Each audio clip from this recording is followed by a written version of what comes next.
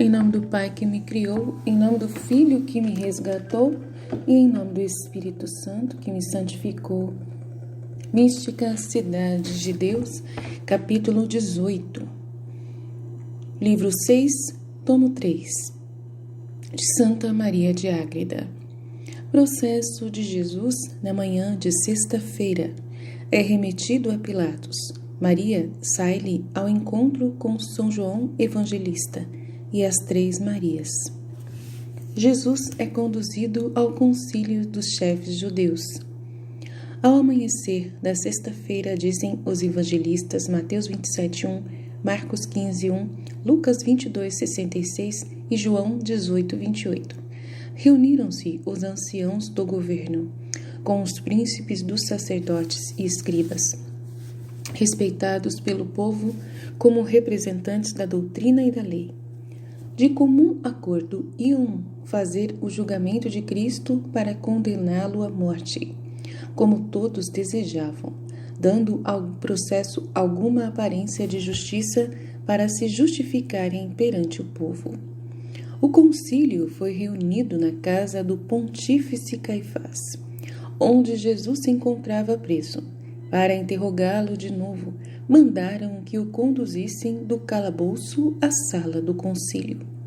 Desceram os servos para trazê-lo amarrado e, ao soltá-lo do penhasco em que estava preso, disseram-lhe entre gargalhadas e escarninhas: Vamos, Jesus Nazareno, pouco te valeram teus milagres para te defenderes.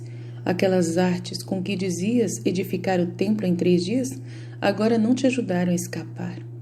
Vais pagar tuas vaidades e abaixar teus arrogantes pensamentos.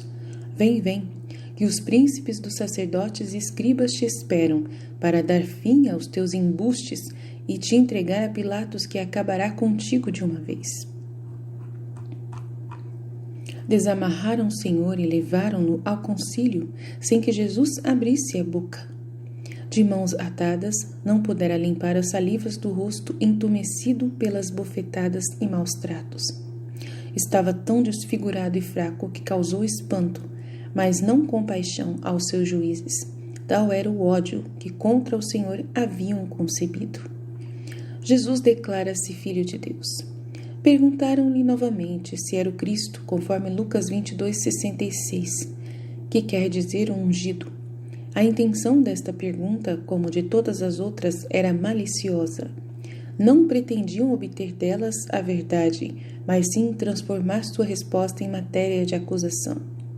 O Senhor, que desejava morrer pela verdade, não se recusou dar resposta, mas deu-a de modo a não poderem desprezá-la, nem atribuir-lhe aparência alguma de falsidade que absolutamente não podia caber em sua inocência e sabedoria. Formulou a resposta em termos que, se os fariseus tivessem alguma piedade, teriam também oportunidade para penetrar o mistério oculto em suas palavras. E se não tivessem nenhuma boa vontade, ficava claro que a culpa estava em suas más intenções e não na resposta do Salvador. Disse-lhes ele, conforme Lucas 22:67-70, Se eu afirmo que sou quem me perguntais, não dareis crédito. Se vos perguntar algo, tampouco me respondereis, nem soltareis. Digo-vos, porém, que depois disso o Filho do Homem se assentará à destra do poder de Deus. Replicaram os pontífices: Logo és o Filho de Deus? Respondeu o Senhor: Vós o dizeis, eu o sou. Foi como se lhes dissesse: É muito lógica a conclusão que tirastes de que eu sou Filho de Deus. Minhas obras e doutrina, vossas escrituras e tudo o que fazeis agora comigo, testemunham que eu sou Cristo, o prometido na lei. Jesus condenado pelos judeus. Aquela maligna assembleia, entretanto, não estava disposta a aceitar a verdade divina. Embora os próprios juízes a puderam deduzir de uma reta interpretação, não a entenderam. Não lhes prestaram crédito e a infamaram por blasfêmia digna de morte. Vendo que o Senhor confirmava o que antes confessara, disseram todos, conforme Lucas 22:71. Que necessidade temos de mais testemunhas se por sua própria boca ele se acusou? Imediatamente, de comum acordo, decretaram que era digno de morte e fosse apresentado a Pôncio Pilatos, que governava a Judéia, em nome do imperador romano, senhor temporal da Palestina. De conformidade com as leis do Império Romano, os crimes de sangue e a pena de morte estavam reservadas ao imperador, ao Senado e aos seus ministros que governavam as províncias distantes. Não as deixavam aos povos naturais, porque em negócio tão grave como tirar a vida, queriam que fosse usada a maior circunspecção. Nenhum réu devia ser condenado sem antes ser interrogado, dando-lhe tempo e oportunidade para se defender. Nesta forma de justiça, os romanos se ajustavam à lei natural da razão mais do que outros povos. No processo de Cristo, alegraram-se os escribas e fariseus de que a morte que lhe desejavam dar fosse decretada por sentença de Pilatos, que era pagão. Servir-lhes-ia de desculpa perante o povo, dizendo que o governador romano que o condenou, e não o teriam feito, se não fosse digno de morte. Nossa Senhora, que maldade, Jesus do céu! Tanto quanto isto os obscurecia o pecado e a hipocrisia, como se não fossem os autores daquela maldade, e mais sacrílegos que os gentios, com certeza. Mas o Senhor dispôs que esta malícia ficasse descoberta, justamente pelo proceder deles junto a Pilatos, como logo veremos. Jesus é levado a Pilatos. Os criados levaram nosso Salvador Jesus da casa de Caifás a de Pilatos. Apresentaram-no como réu digno de morte, atado com cadeias e cordas. Jerusalém encontrava-se repleta de pessoas de toda a Palestina, vindas para a celebração da grande Páscoa do Cordeiro e dos Ázimos. Pelo rumor que já corria entre o povo e pela fama do mestre, ocorreu grande multidão para vê-lo passar pelas ruas. Diversas eram as opiniões do vulgo sobre o divino prisioneiro. Alguns gritavam: morra esse malvado impostor que engana o mundo. Outros respondiam que sua doutrina e suas obras não eram tão más, pois fazia tanto bem a todos. Os que nele acreditavam se afligiam e choravam, e toda a cidade se agitava. Lúcifer e seus demônios observavam atentamente tudo quanto acontecia. Com insaciável furor, sentia-se derrotado e atormentado pela invencível paciência e mansidão de Cristo nosso Senhor. Aturdido pela própria soberba e indignação, Lúcifer suspeitava que aquelas virtudes que tanto o torturavam não podiam ser de puro homem. Por outro lado, presumia que deixar-se maltratar e desprezar tanto, ser acometido por fraqueza e desfalecimento do corpo não podia ajustar-se ao verdadeiro Deus. Se o fora, pensava o dragão, a natureza divina e sua força comunicada à natureza humana lhe daria capacidade para não desfalecer, nem consentiria no que lhe fariam. Isto dizia Lúcifer por ignorar o divino segredo de ter Cristo nosso Senhor suspendido os efeitos que da divindade poderiam redundar para a natureza humana, a fim de poder sofrer ao máximo, como ficou dito.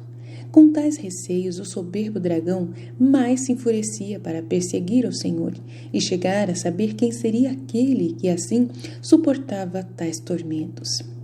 Maria vai ao encontro de Jesus. Já despontara o sol quando isso se passava. A dolorosa mãe, que tudo via, resolveu sair de seu retiro para seguir seu Filho Santíssimo à casa de Pilatos e acompanhá-lo até a cruz. Quando a rainha e senhora saía do cenáculo, chegou São João para lhe contar o que sabia.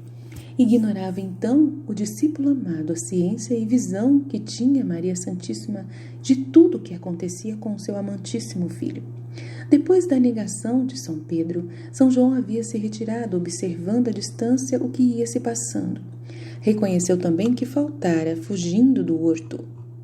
Chegando à presença da rainha, a confessou por mãe de Deus e chorando lhe pediu perdão. Expôs-lhe tudo o que sentia e quanto fizera e vira, seguindo seu divino mestre. Julgou São João que convinha prevenir a aflita mãe para suavizar o choque do encontro com o Filho Santíssimo. Descreveu-o com estas palavras: Ó minha Senhora, que maltratado estava o nosso divino mestre. Não é possível vê-lo sem partir o coração. As bofetadas, os golpes, as cusparadas desfiguraram-no de tal modo o seu formosíssimo rosto que está quase irreconhecível. Ouviu a prudentíssima mãe esta relação com tanta ansiedade, como se ignorasse o que acontecia. Desfeita em pranto, transformada em amargura e dor. Ouviram também as santas mulheres que acompanhavam a grande senhora e ficaram com o coração traspassado pela mesma dor e assombro. A rainha do céu mandou que o apóstolo João a acompanhasse com as devotas mulheres e disse-lhes: apressemos o passo, para que meus olhos vejam o Filho do Eterno Pai, que tomou forma humana em meu seio. Vereis, caríssima, o que o amor pelos homens pode fazer com o meu Deus e Senhor, e quanto lhe custa redimi-los do pecado e da morte e lhes abrir as portas do céu. Paciência e caridade da Virgem. Saiu a rainha do céu pelas ruas de Jerusalém, acompanhada de São João e as outras santas mulheres. Nem todas ficaram sempre com ela, a não ser as 3 Marias e algumas das mais piedosas. Aos seus anjos da guarda pediu que a ajudassem, de modo que o atropelo do povo não impedisse dela chegar onde se encontrava seu filho Santíssimo, e obedeceram-lhe os anjos e a foram protegendo. Ao passar pelas ruas, ouviu diferentes comentários sobre o tão lamentável caso de Jesus Nazareno. Os mais piedosos, cujo número era menor, compadeciam-se, outros diziam que o queriam crucificar. Estes contavam por onde andava, levado como homem facínora. Aqueles que ia maltratado, alguns perguntavam que maldades teria cometido para receber tão cruel castigo. Finalmente, muitos, com admiração e duvidando na fé, diziam: nisto que vieram acabar seus milagres?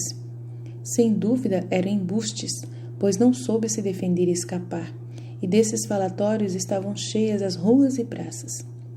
No meio de tanta agitação, a invencível rainha, ainda que cheia de incomparável amargura, mantinha-se constante, sem se alterar, rogando pelos incrédulos e malfeitores, como se não tivera outra preocupação mais do que lhes solicitar a graça e o perdão dos pecados.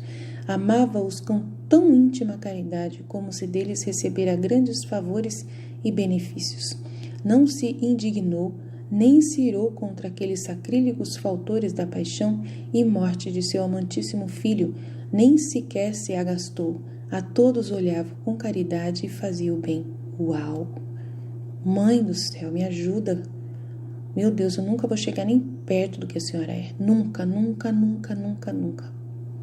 Meu Deus, me ajuda, mãe, a não desanimar, porque a senhora é santa demais. Grandeza de coração em Maria.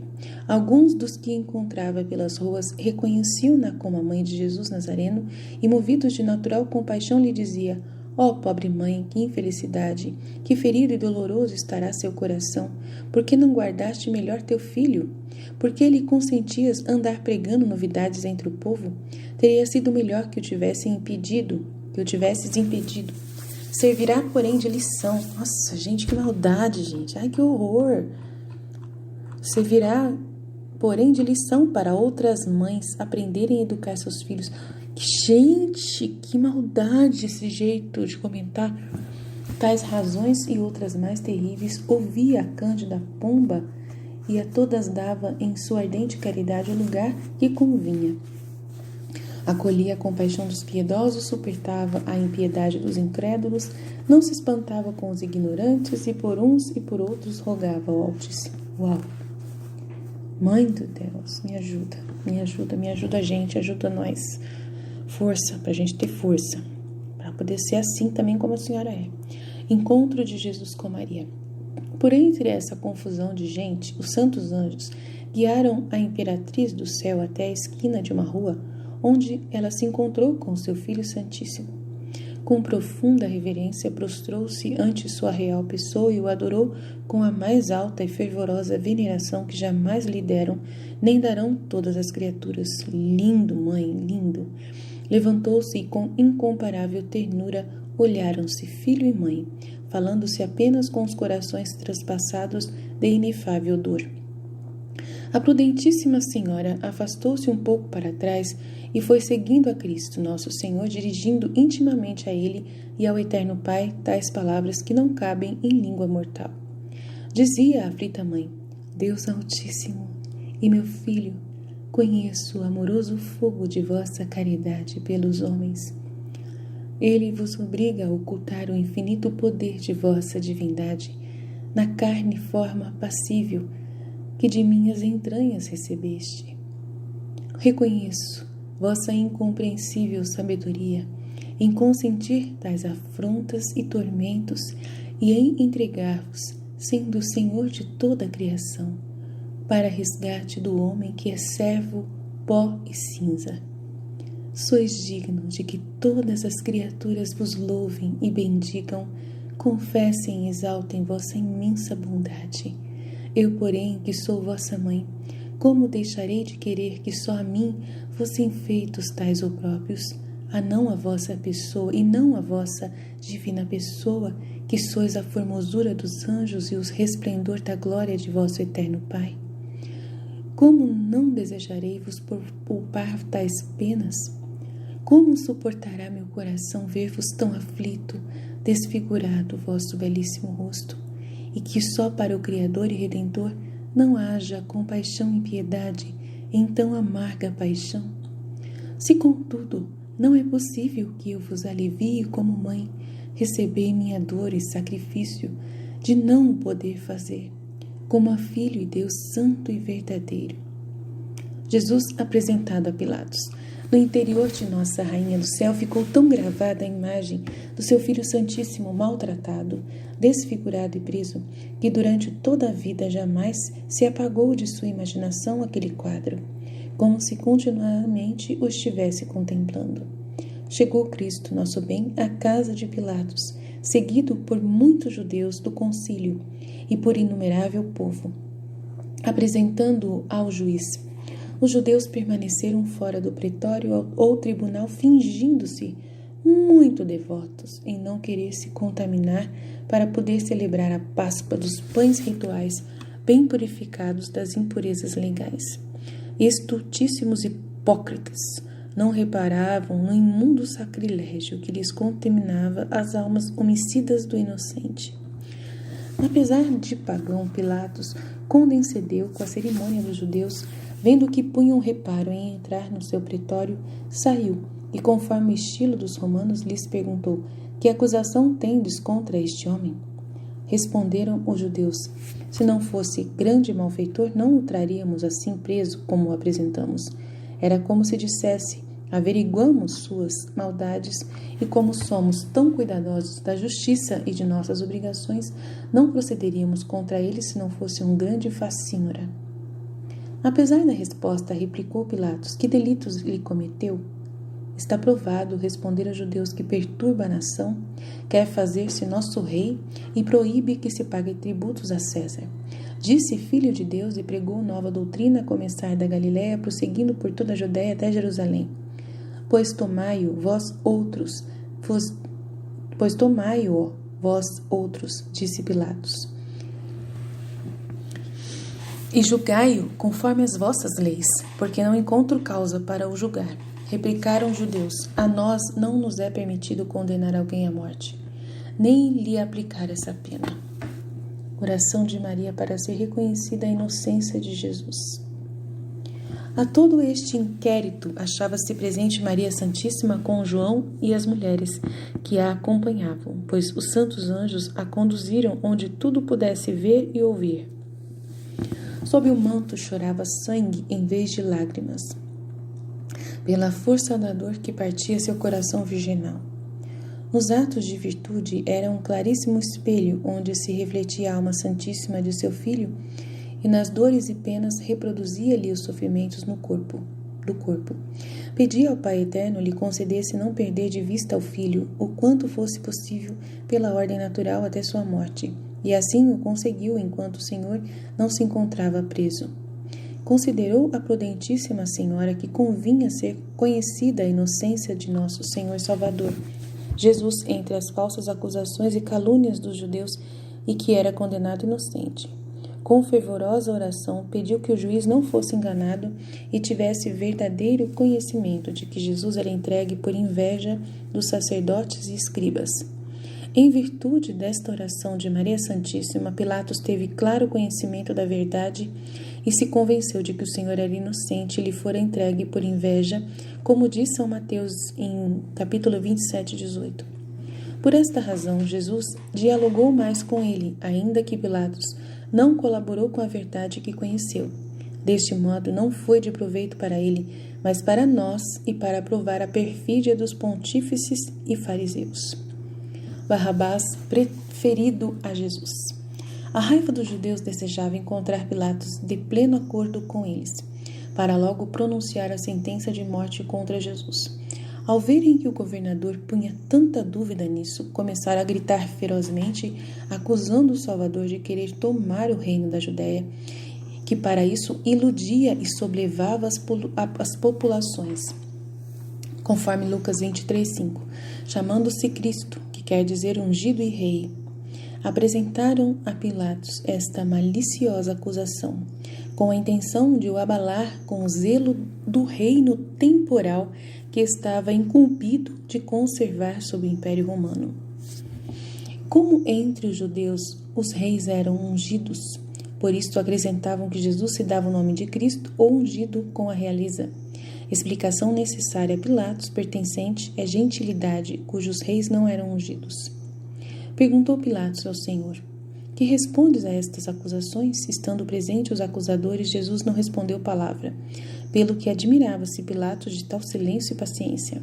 Desejando, porém, examinar melhor a questão da realeza, retirou-se com o Senhor para dentro do pretório, livre da gritaria dos judeus. Ali a sós, perguntou-lhe: dize-me, és tu o rei dos judeus? Pilatos sabia que Cristo não estava reinando, e sua pergunta visava saber se ele era rei por direito e se o tinha para reinar. Respondeu-lhe o Salvador: pergunta isso de ti mesmo ou alguém te disse, falando-te de mim? Replicou Pilatos: sou acaso judeu para saber? Tua gente e seus pontífices te entregaram a mim, dize-me o que fizeste e o que há em tudo isso. Respondeu o Senhor: meu reino não é deste mundo, pois se o fosse, certo que meus súditos me defenderiam, para não ser entregue aos judeus, mas meu reino não é daqui. Acreditou o juiz em parte nesta resposta do Senhor e replicou: logo és rei e tens reino? Cristo não negou e acrescentou, conforme João 18:37. Tu o dizes, sou rei, e para dar testemunho da verdade é que vim ao mundo. Todos os que procedem da verdade ouvem as minhas palavras. Admirou-se Pilatos desta resposta e tornou a perguntar: que coisa é a verdade? E sem aguardar resposta, saiu outra vez do pretório e disse aos judeus: não encontro neste homem culpa para o condenar. Tendes costume de, na Páscoa, dar liberdade a um preso. Quem desejais que seja solto, Jesus ou Barrabás? Este era um ladrão e homicida que naquela ocasião estava detido por haver matado outro numa desavença. Gritaram todos a uma só voz: solta Barrabás e crucifica Jesus. E insistiram neste pedido até conseguirem o que desejavam. Pilatos reconhece a inocência de Jesus. Muito se perturbou Pilatos com as respostas de nosso Salvador Jesus e com a obstinação dos judeus. De um lado, não queria cair no desagrado destes, coisa dificultosa, estando eles tão acirrados em pedir a morte do Senhor. Por outro, entendeu claramente que o perseguiam por inveja mortal. E as acusações com que agitavam o povo eram falsas e ridículas. Quanto à pretensão de ser rei que imputavam a Cristo, ficara satisfeita com a resposta e atitude tão pobre, humilde e paciente ante as calúnias que lhe arremessavam. Com a luz e auxílio que recebeu, reconheceu a verdade e inocência do Senhor, embora ignorasse o mistério e dignidade da pessoa divina. O poder de suas palavras de vida levou Pilatos a fazer grande conceito de Cristo. Suspeitou que nele havia um segredo especial e por isso desejou soltá-lo, com o expediente de o enviar a Herodes, como direi no capítulo seguinte. Estes auxílios, porém, não chegaram a ser eficazes porque o desmereceu, cometendo o pecado de se guiar por fins temporais e não pela justiça. seguindo mais as sugestões de Lúcifer do que o conhecimento claro da verdade. Tendo-a entendido, mostrou-se mau juiz, consultando a causa do inocente com seus declarados inimigos e falsos acusadores. Daqui incorreu em maior delito, agindo contra a consciência. Condenou-o à morte e, antes disso, a desumana flagelação, como veremos, só para contentar aos judeus. O pecado de Pilatos, a cegueira dos judeus. Por essas e outras razões, Pilatos foi iníquo e injusto juiz, condenando a Cristo, a quem considerava apenas homem, mas inocente e bom. Apesar de tudo, seu delito foi menor, comparado ao dos sacerdotes e fariseus. Estes agiam por inveja, crueldade e outros fins execráveis. O maior foi não reconhecer Cristo por verdadeiro Messias e Redentor, homem e Deus, o prometido na lei que os hebreus criam e professavam. Para sua condenação, permitiu o Senhor que ao acusarem o Salvador, lhe dessem o nome de Cristo e Rei ungido, confessando nas palavras a mesma verdade a que negavam e recusavam crer. No entanto, deviam aceitá-la e entender que Cristo, nosso Senhor, era verdadeiro ungido, verdadeiramente ungido, não com a unção figurativa dos antigos reis e sacerdotes, mas com a unção de que lhe falou Davi. Esta era diferente de tudo o mais, sendo a unção da divindade unida à natureza humana na pessoa de Cristo, Deus e homem verdadeiro. Em consequência, sua alma santíssima possuía todos os dons de graça e glória correspondentes à união hipostática. A acusação dos judeus continha esta arcana verdade, embora por sua perfídia não a crescem e com inveja a interpretavam erradamente, culpando o Senhor de querer se fazer rei sem o ser. A verdade era o contrário. Sendo o Senhor de tudo, não queria mostrar que era rei, nem usar de poder de rei temporal, porque não viera ao mundo para mandar, mas sim para obedecer. Enorme era a cegueira judaica, porque, esperando o Messias como rei temporal, acusavam a Cristo dessa pretensão. Parece que só queriam um Messias tão poderoso a quem não pudessem resistir.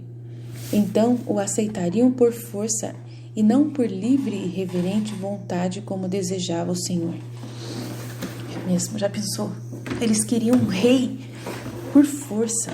Que horror! Que horror! Nunca que Deus ia querer ser rei por força, por medo. Nunca. Jesus Cristo, as pessoas não têm cabeça, não têm cérebro, não. Perfeições de Maria, sentimento da Escritura. Nossa grande rainha entendia profundamente a grandeza desses ocultos mistérios e os meditava na sabedoria de seu castíssimo coração, realizando heróicos atos de todas as virtudes. Nos demais filhos de Adão, concebidos e manchados com pecados, quanto mais crescem as tribulações e dores, também mais se perturbam e deprimem, alterando-se com ira e outras desordenadas paixões. O contrário acontecia com Maria Santíssima, que não tinha pecado, não estava sujeita a seus efeitos, e ainda era guiada mais pela excelência da graça do que pela natureza. As grandes perseguições e as muitas águas das dores e sofrimentos não extinguiam o fogo de seu coração inflamado no amor divino, mas eram como combustíveis, que mais o acendiam naquela divina alma. Pedia pelos pecadores sumamente necessitados, porque a malícia dos homens atingira o cúmulo. Ó Rainha das virtudes, Senhora das criaturas e Mãe docíssima de misericórdia, quão dura e insensível sou de coração, pois a dor não o parte nem desfaz, pelo que meu entendimento conhece sobre vossas penas e as de vosso amantíssimo Filho. Se ainda conservo a vida, é razão que me humilhe até a morte.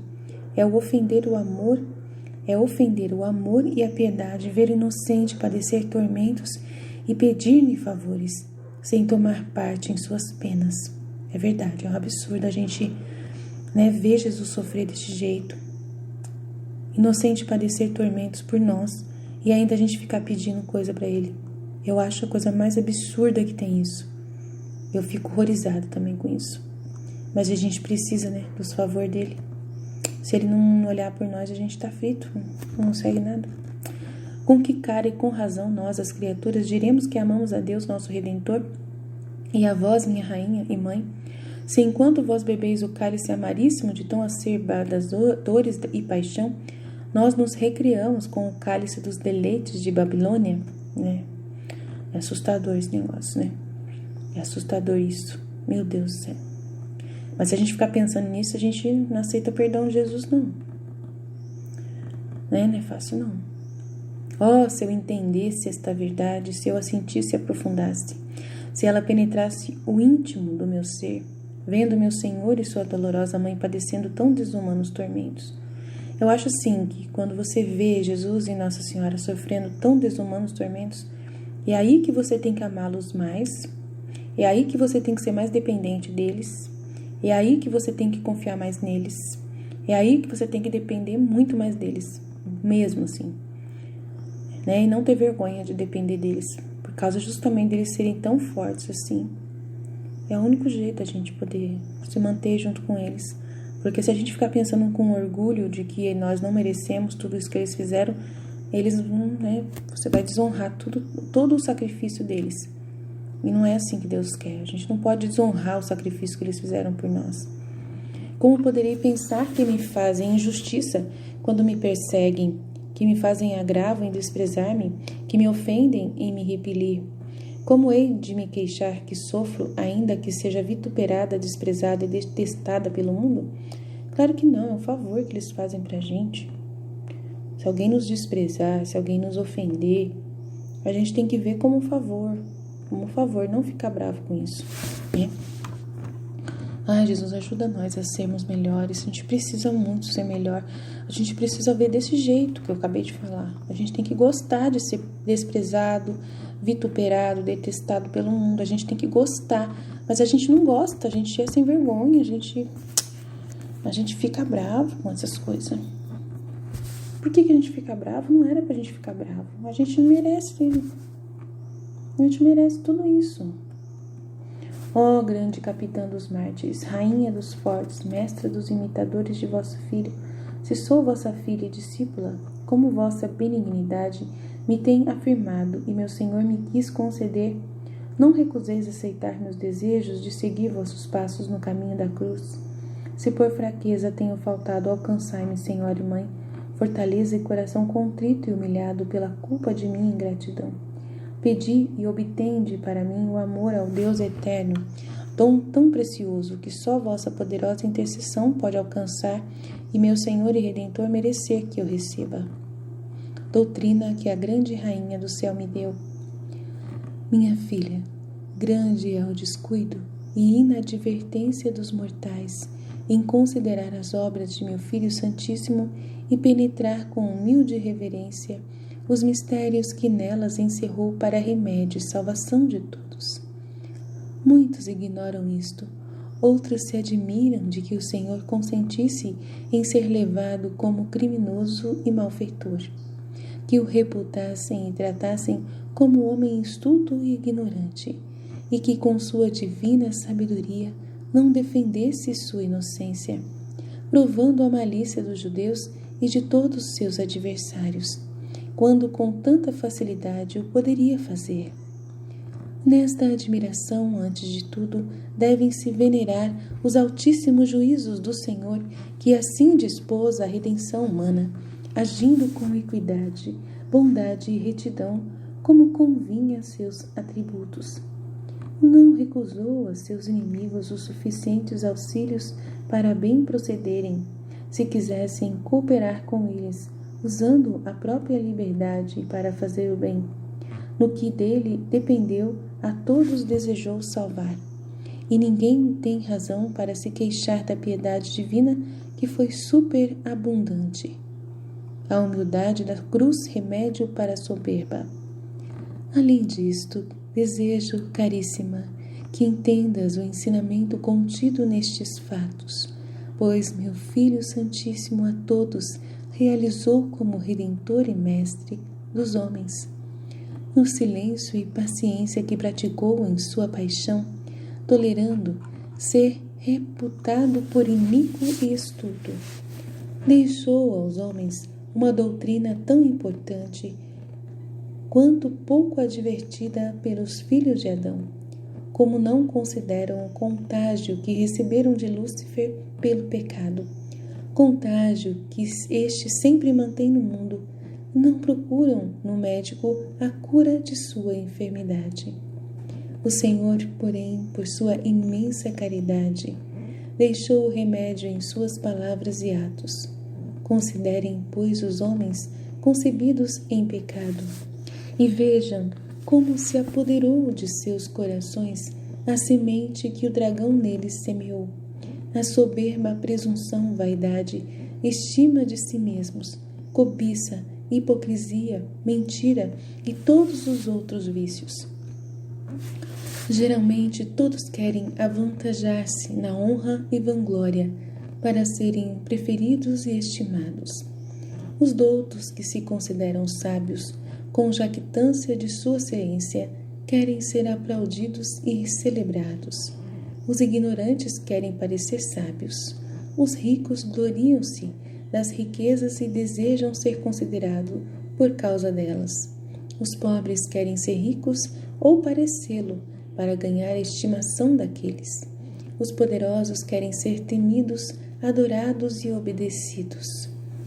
Todos se adiantam nesses erros e procuram parecer o que não são. Desculpam os próprios vícios, dão importância às suas virtudes e qualidades e atribuem a si mesmos os bens que possuem, como se não houvessem recebido de Deus. Recebem-nos como se não fossem alheios e dados gratuitamente por Deus.